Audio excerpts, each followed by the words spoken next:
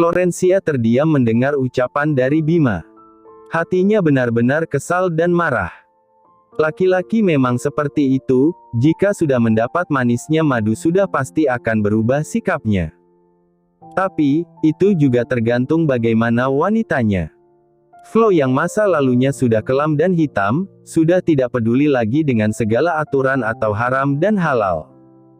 Yang terpenting baginya adalah dia bisa mendapatkan apa yang dia inginkan. Sebaiknya kita akhiri saja hubungan ini, jika kamu terus saja bertanya tentang perasaan aku. Sejak awal sudah tahu jika aku punya istri, kata Bima yang tergulung emosi. Dia bergegas meraih pakaiannya yang sejak tadi berserakan di lantai kamar. Dia memakai dengan cepat, karena merasa muak dengan Flo. Sebelumnya dia kehilangan kendali dan melakukan kejahatan pada Flo. "Mas, mau kemana kamu?" tanya Flo dengan gusar, melihat Bima yang sudah memakai bajunya lagi. "Aku harus pulang Flo," Bella sudah mulai curiga. "Aku harus berhati-hati jika ingin selamat," ketus Bima. "Tapi, kita belum selesai Mas. Kenapa selalu saja begini jika aku bahas tentang perasaan kita? Kenapa Mas, kamu hanya jadikan aku budak seks kamu?" bentak Flo. "Awas saja Mas, aku akan bilang pada Bella, jika suaminya sudah mengkhianati dia dan sudah berbagi ranjang dengan wanita lain," ancam Flo. Dia meremas ujung selimut yang ada di dadanya. Bima melotot tajam, dan dia mendekati Flo dengan wajah memerah. Kemudian dia mencengkeram rahang wanita itu dengan cukup keras. "Jangan berani mengancam aku Flo, awas saja jika kamu berulah. Akan aku pastikan hidupmu tidak akan tenang sampai kapanpun. Jika aku ditendang Bella, maka kamu juga harus menderita dengan aku." Bima balik berteriak. Dia gak tak akan mau diancam oleh siapapun. Otaknya masih cukup waras, dan sudah pasti akan memilih istrinya ketimbang Flo.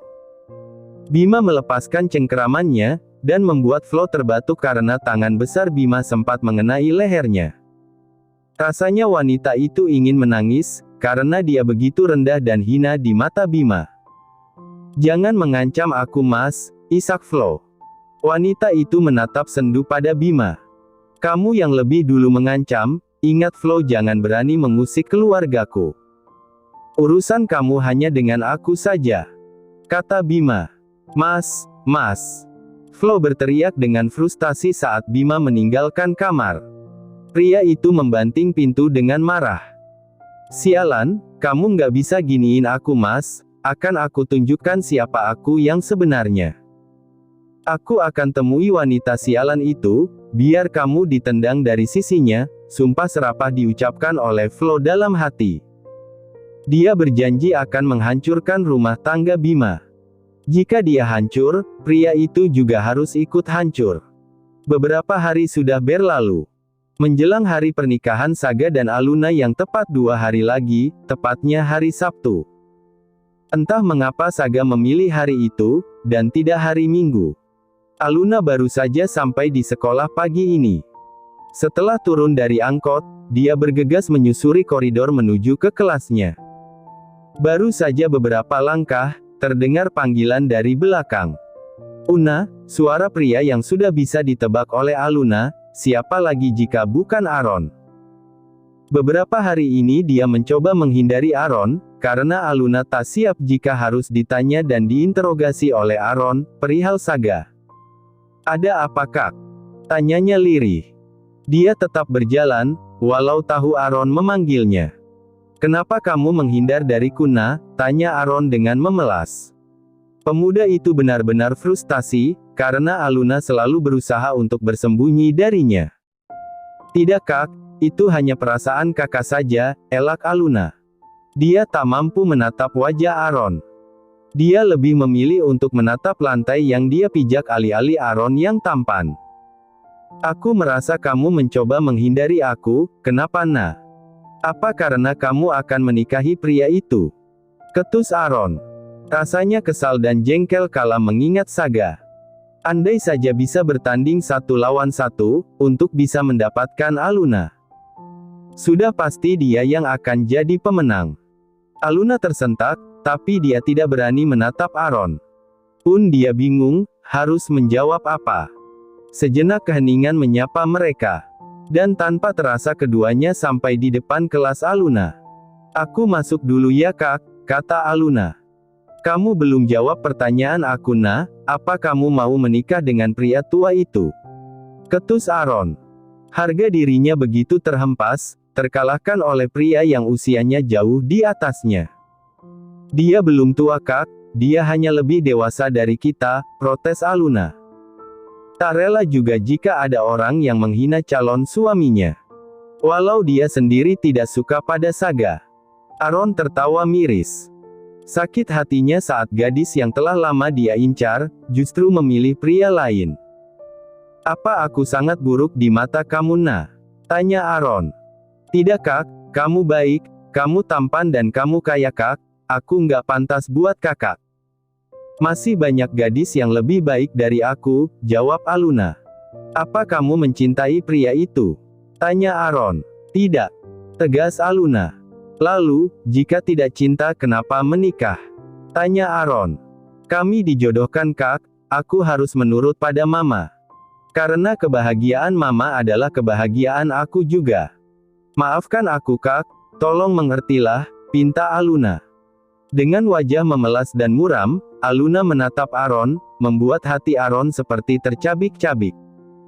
Aku akan berjuang untuk mendapatkan kamu Nah, tak apa kamu menikah dengan pria itu. Asal hati kamu tetap milik aku. Apa kamu tidak suka sedikit pun padaku Nah? Tanya Aaron. Aku. Aluna terbata-bata.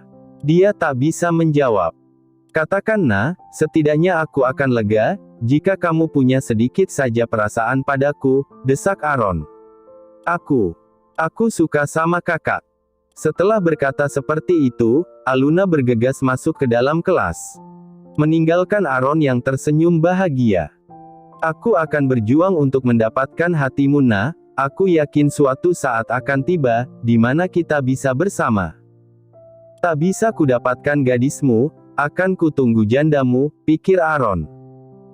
Sementara itu di pabrik tempat Lani bekerja, tepat pada saat istirahat, dia tampak berdiri di depan ruangan Rico, yang adalah HRD di sana.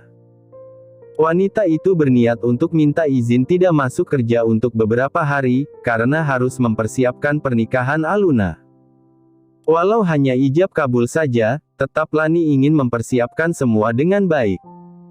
Setelah menghela napas panjang dan berdoa, Lani segera mengetuk pintu. Masuk. Baru saja 2 kali ketukan, sudah terdengar suara dari dalam. Dengan dada yang bergemuruh dan berdetak kencang, Lani segera membuka pintu. Selamat siang Pak, apa saya mengganggu? Sapanya dengan sopan dan ramah. Rico yang tadinya fokus dengan laptopnya, sontak menoleh. Senyum mengembang sempurna saat tahu sang pujaan hati ada di ruangannya. Hai, tentu saja tidak. Masuklah, titah Rico dengan lembut dan hangat. Lani melangkah dengan sedikit malu dan takut. Bukan hanya karena tatapan mata Rico yang seakan menelanjanginya, tapi juga karena dia takut Rico tidak akan memberikan izin padanya. Duduk sayang, Rico kembali menitah. Maaf Pak, ini di kantor. Sebaiknya jangan seperti itu. Lani tersenyum tipis, dia tak enak hati karena Rico terang-terangan menunjukkan rasa cintanya. Tidak ada yang tahu, sudahlah. Kamu jangan khawatir, jikapun ada yang tahu malah bagus. Biar semua orang tahu kita adalah pasangan yang bahagia, Rico mulai menggombal. Pria itu menyandarkan punggungnya ke belakang. Kedua tangan terlipat di belakang kepala. Dia tampak santai seakan Lani adalah pengobat lelahnya. Maaf Pak, kedatangan saya ke sini hanya untuk meminta izin tidak masuk beberapa hari ke depan, ungkap Lani. Ada keperluan apa? Untuk berapa hari? Tanya Rico penasaran. Padahal Lani tak tampak tengah sakit. Putri saya akan menikah 2 hari lagi Pak, jadi saya mohon untuk diizinkan cuti. Kebetulan saya juga jarang sekali mengambil jatah cuti, jika tidak benar-benar terdesak, tambah Lani lagi. Sebisa mungkin dia merayu Riko, agar mau memberikan izin padanya. Una mau menikah. Tapi, bukankah dia masih sekolah Lan, bagaimana bisa menikah? Apakah sudah terjadi sesuatu padanya? Rentetan pertanyaan diajukan oleh Riko, membuat Lani bingung harus menjawabnya. Maaf Pak, saya dan Anda adalah atasan dan bawahan. Jadi masalah pribadi tidak bisa saya ungkap di sini, tegas Lani. Maaf. Kalau begitu nanti pulang kerja aku akan antar kamu, kita harus bicara lagi. Dan aku minta kamu segera memberikan jawaban atas pertanyaan aku tempo hari, ucap Riko. Pertanyaan yang mana Pak? Tanya Lani dengan muka bingung. Sebenarnya dia tahu ke arah mana pertanyaan Riko, dan dia juga sudah mempersiapkan jawabannya. Tapi dia malu dan takut untuk mengatakannya. Apakah kamu mau menikah dengan aku? Jika mau kita bisa menikah bareng dengan Una, kata Riko. Apakah kamu sudah ada jawabannya Lan? Kamu mau, kan menikah dengan aku? Tolong jawab sekarang, biar aku bisa segera mengurus pernikahan kita. Syukur-syukur bisa bareng sama Una, tukas Riko dengan tegas. Apa Pak, menikah bareng? Yang benar saja, Lani hanya bisa menggelengkan kepalanya dengan heran. Ada-ada saja permintaan Riko, memang dia dan Aluna saudara kembar, hingga harus menikah bersama. Riko tertawa keras, puas dia melihat wajah bingung dan takut dari Lani. Di matanya sungguh sangat menggemaskan. Kenapa? Tanyanya dengan nada menggoda. Jadi bagaimana Pak, apa saya diizinkan cuti? Waktu istirahat sebentar lagi berakhir, sedangkan saya belum makan siang, desak Lani. Dia juga tak enak jika ada yang memergoki dia ada di ruang kerja Riko. Akan aku beri izin, asalkan kamu undang. Dan aku mau kamu segera memberikan kepastian padaku Lan, ayolah, rengek Riko. Jika seperti itu, hilang sudah predikat Riko yang terkenal cool, arogan pada bawahannya. Di hadapan Lani, dia seperti anak kecil yang manja dan menggemaskan. Apa Pak? Jika sudah tidak ada lagi yang dibicarakan, saya permisi Pak. Lani segera saja bangun dari duduknya. Dan bersiap untuk pergi. Terlalu lama di sini dia bisa gila. Lan, bagaimana keputusan kamu? Desak Riko lagi. Dia sudah tidak tahan lagi jika harus menunggu lebih lama. Rasanya ingin cepat menikah dengan pujaan hatinya. Baik Pak, aku mau. Lani tertunduk malu, dan secepat kilat dia keluar dari ruangan Riko. Wajahnya pasti sudah seperti tomat matang saja saat ini. Dan dia malu jika harus bertatap muka saat ini dengan Riko. Reaksi pria itu adalah, melotot tak percaya. Sedetik kemudian dia tertawa kencang karena bahagia. Dia tak peduli jika ada karyawan yang tahu tingkahnya itu. Ini adalah kabar yang sudah lama dia tunggu dan dia inginkan. Akhirnya, pujaan hatinya menerima cintanya. Dan sebentar lagi mereka akan menikah. Aku janji akan membahagiakan kamu Lan, akan aku pastikan kamu yang menjadi ratu di dalam hatiku, janji Riko dalam hati.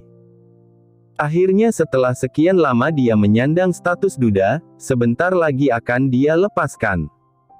Karena wanita pujaannya, sudah berada di dalam genggaman. Sam, untuk beberapa hari ke depan aku akan ambil cuti, ujar Saga pada asistennya, pada saat mereka makan siang di luar kantor.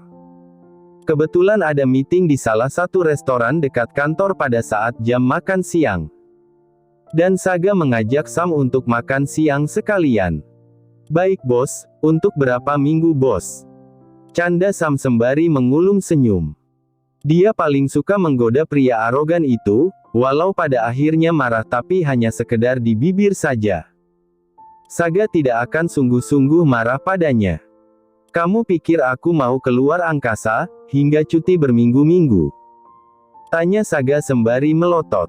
Entah mengapa, jika berbicara dengan Sam, dia selalu saja emosi. Padahal asistennya itu tidak menyinggungnya. Apa bos nggak perlu waktu bulan madu? Goda Sam lagi. Dan dia menunggu kemarahan sang bos. pria itu sudah pasti akan menyemburnya.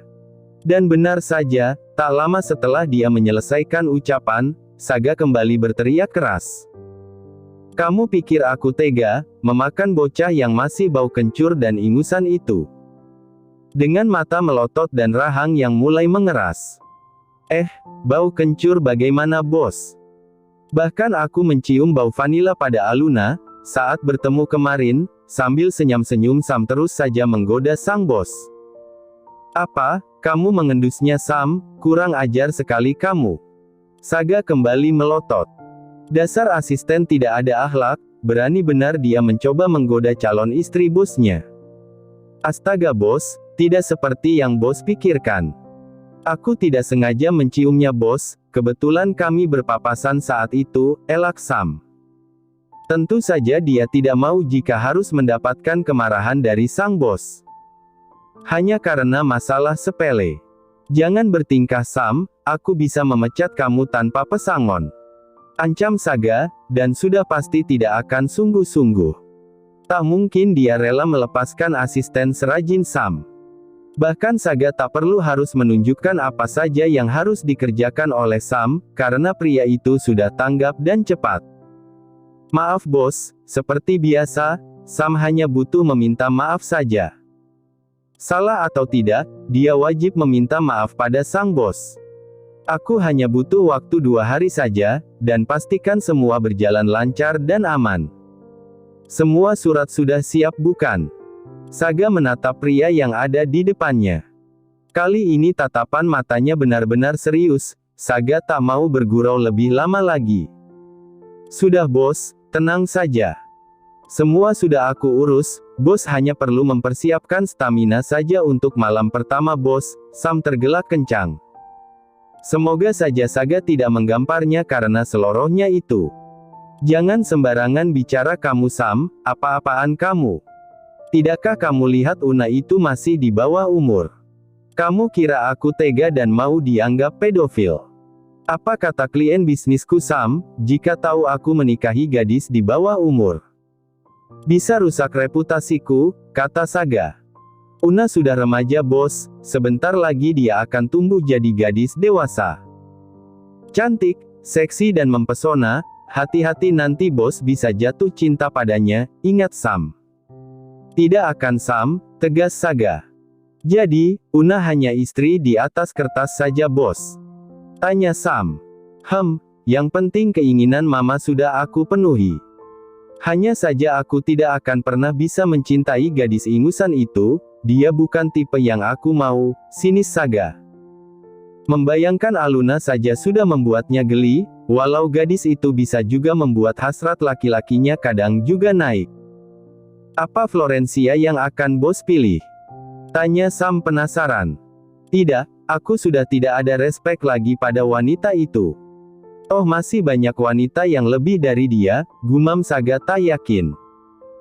Walau jauh di dalam hatinya dia masih menyimpan cinta pada sosok Flo, tapi dia sudah berjanji tidak akan pernah mau kembali lagi padanya. Hai sayang, aku rindu padamu. Tiba-tiba saja dari belakang sosok perempuan memeluk leher Saga, disusul dengan kecupan pada pipi pria itu. Saga tersentak, dia hafal aroma wangi yang menggoda itu. Siapa lagi kalau bukan Flo? Lepas. Saga menyentak pelukan dari Flo. Hingga wanita itu terpaksa melepaskan pelukannya. Entah dari mana datangnya, hingga dia kebetulan bertemu dengan wanita ular itu. Sayang, aku merindukan kamu, keke Flo, dan dia menyeret satu kursi untuk dia bawa ke dekat Saga. Sementara Sam hanya membuang muka saja, malas dia harus bertatap muka dengan wanita itu. Sejak awal Saga berhubungan dengan Flo, Sam tak pernah setuju. Cukup, jaga bicaramu Flo. Kita sudah bukan pasangan lagi, di antara kita sudah tidak ada ikatan apapun. Jadi jangan berani bicara seperti itu lagi, bagaimana jika calon istriku tahu? Apakah hatinya tidak akan sakit? Tutur Saga panjang lebar. Dia harus memberikan Flo pengertian, jika dia tidak lagi menginginkan wanita itu. Saga, maafkan aku. Kamu hanya ingin menggertak aku saja, kan? Aku tahu, kamu masih cinta padaku. Katakan sayang, Flo seperti wanita yang tidak punya harga diri saja, dan memang harga dirinya sudah lama dia gadaikan demi hidup nyaman dan berlimpah uang. Bos, aku tunggu di mobil. Sam tak tahan lagi, dan lebih baik dia pergi saja ketimbang melihat tingkah Flo yang over itu. Tolong selesaikan dulu pembayaran makan siang kita, titah Saga. Dan sebenarnya dia juga ingin segera pergi dari hadapan Flo. Baik bos, dengan cepat Sam pergi dari hadapan sang bos. Sayang, rengek Flo lagi. Dia harus bisa mendapatkan hati Saga lagi, keuangannya sedang berantakan saat ini.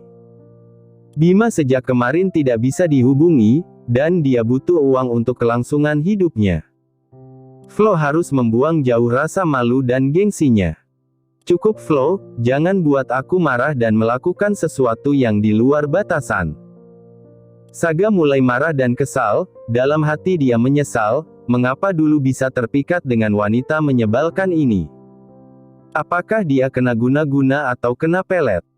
Sayang, tolong aku. Pinjamkan aku uang beberapa juta saja, aku benar-benar butuh.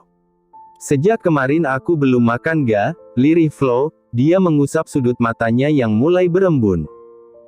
Dia benar-benar putus asa dan ingin menangis kencang, agar semua orang tahu bahwa dia tengah dilanda gundah gulana. Meminjamkan kamu uang, bagaimana kamu bisa mengembalikan jika kamu sendiri tidak bekerja? Apa kamu ingin menjual diri pada pria lain? Sinis Saga. Flo terhenyak. Kata-kata Saga benar-benar pedas dan menyakitkan, baru kali ini pria itu tega berkata pedas yang menohok. Apakah Saga benar-benar sudah membencinya? Apakah rasa cinta pria itu sudah tak ada lagi yang tersisa untuknya? Terima kasih sudah menonton, guys.